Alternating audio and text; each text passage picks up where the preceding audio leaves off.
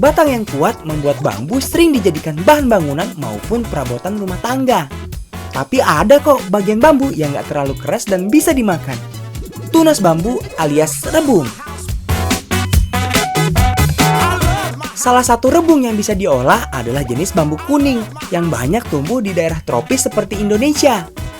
Pilih dari bambu berusia muda karena daging rebungnya lebih empuk.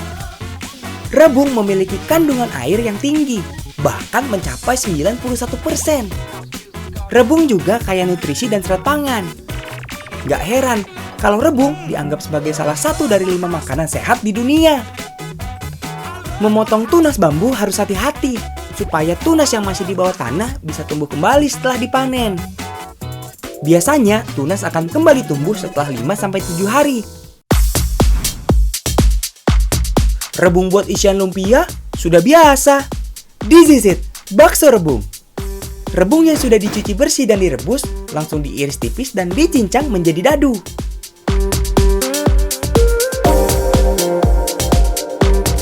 Ditumis sampai matang dan aroma khasnya hilang.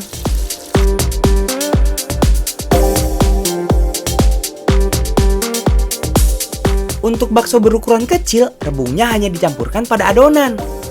Sedangkan yang besar diisi dengan tumis rebung. Mantap! Adonan bakso siap direbus dengan air kaldu. Kalau bakso sudah mengembang dan membesar, artinya siap disajikan dan disantap selagi hangat.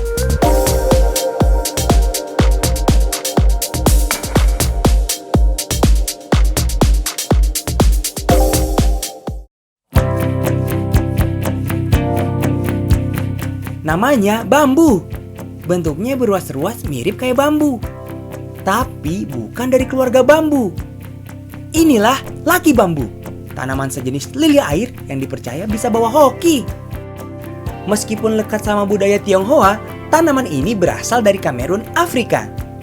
Di Indonesia, laki bambu tumbuh subur. Bahkan laki bambu asal kota Sukabumi berhasil menembus pasar Asia, Amerika, Eropa, dan Timur Tengah. Petani di daerah Selabin Tanah ini tergabung dalam kelompok tani Alamanda yang khusus membudidayakan tanaman laki bambu. Tanaman ini tidak sulit untuk dibudidayakan. Tidak perlu terus-menerus disiram, cukup mengandalkan curah hujan saja. Kalau musim kemarau, cukup disiram sebulan sekali. Laki bambu bukan termasuk tanaman berkayu, sangat lentur dan mudah dibentuk. Bisa dikreasikan menjadi berbagai macam bentuk, seperti batang berbentuk curly ini. Untuk membuat batang curly, laki bambu yang sudah berumur 6-7 bulan diikat pada kawat berbentuk spiral. Setiap 10 hari sekali, batang laki bambu harus terus-menerus diikat. Panen laki bambu bisa dilakukan pada bulan ke-7 hingga 1 tahun, tergantung ketinggian batang yang diinginkan. Setelah dipanen, daun laki bambu dikupas hingga menyisakan bagian atasnya.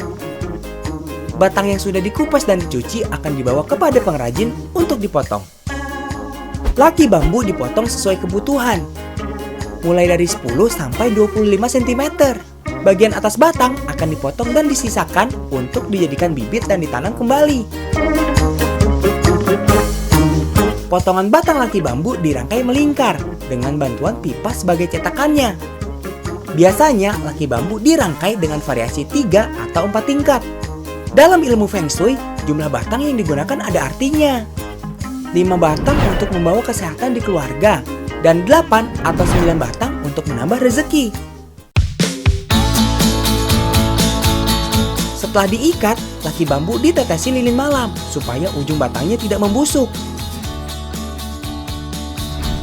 Tinggal ditaruh di pot dan rutin disirami air. Permintaan laki bambu banyak datang dari Timur Tengah loh. Bukan karena membawa hoki, tapi karena perawatannya mudah dan bisa ditanam tanpa tanah. Yang ketersediaan tanah suburnya terbatas.